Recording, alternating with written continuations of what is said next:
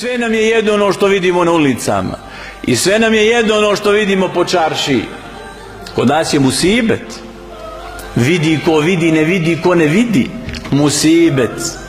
Kad je u pitanju pogotovo omladina, skoro sam vidio skupinu gore kod onog atletskog stadiona. U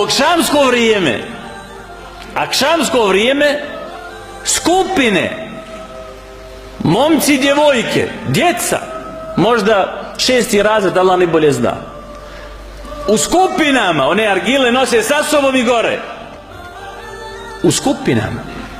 I čovjek se pita, ima li ko njima da brine?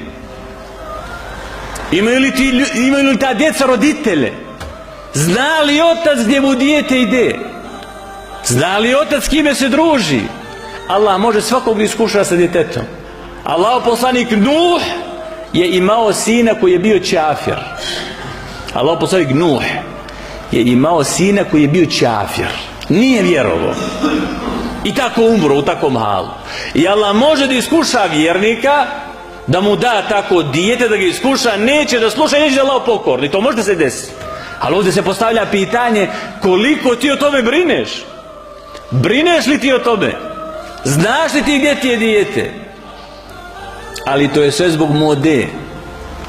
Pusti je, neka je 5. i 6. razred, oblači se svakako, 7., 8., ima vakta, neka ga, dok ne dođe to na stepen, više nema niko ko može da utiče na tu osobu.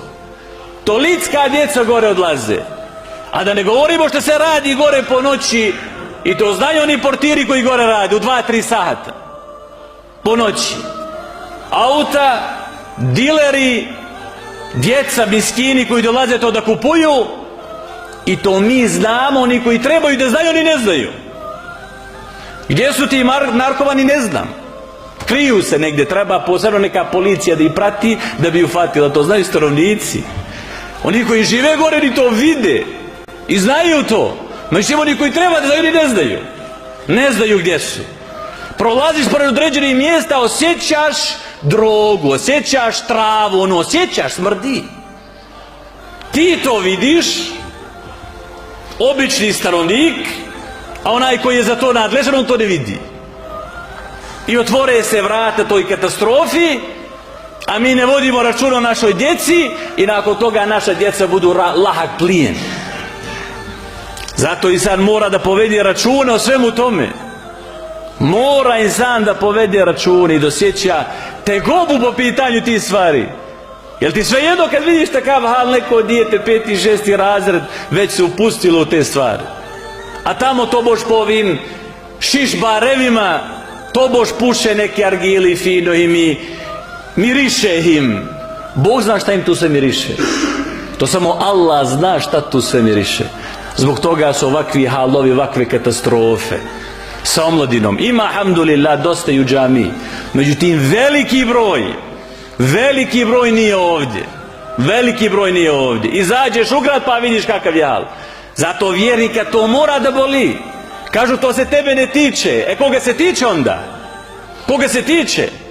Ako se hodže ne tiče, drogiraju li se deca? Ako se hodže ne tiče, idu li ljudi u kafane? Ako se hodže ne tiče, kocka li se njegov narod? Ako se hodže ne tiče, čini li njegov narod zinaluk i nemoral? Koga se to tiče? Koga? Ko treba da brine o tome? Ti ne možeš možda utići da se to mijenja iz korena u smislu zatvori, otvori. Nemaš te mogućnosti, te nadležnosti.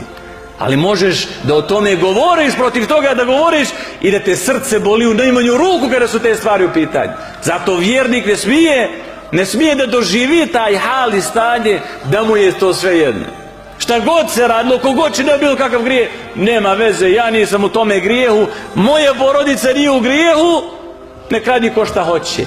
Danas tvoj sin je u tome grijehu, ne znam šta će biti sutra, ne znam šta će biti za godinu dana.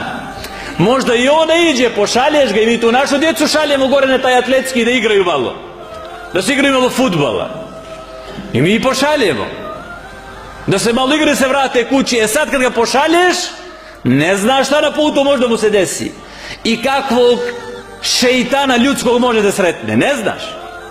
Pa si možda danas sačuvan, a ne znaš sutra šta će biti. Zbog toga ne može čovjek da kaže baš mene briga. To se mene tiče, ja i moje porodice u redu, međutim ostali neka rade šta hoće. Nego insan mora da povede računa, normalno prije svega u svojoj porodici, a nakon toga i da utiče na ostale. Jer što bolje bude stanje u tvojoj porodici, tebi će biti lakše da prakticiraš islam. Što ti budu bolji komšije, pa tebi će biti lakše djecu da odgajaš. Zbog čega je danas vjerniku koji čuva svoju djecu od harama, upućuje i zbog čega mu je teško da ih čuva, dar zbog čega? Zbog toga što njegov sin u komšiluku teško može da nađe momka poput njega koji klanja i hoće u džamiju. Ili njegova kćerka, drugaricu koja je pokrivena i hoće u džamiju. Teško ti je da nađeš za svoju kćerku takvu drugaricu u komšiluku danas. Pa kad ti je komšiluk pokvaren, i tebi će sutra zaboliti glava sigurno. A kamoli kada je grad u pitanju. Zato vjernik mora se odgaja i da se trudi, da mrzi i da ga boli što drugi čine grije. U slučaju da to ne osjeća, onda treba da zna da je njegov iman, njegovo vjerovanje slabo.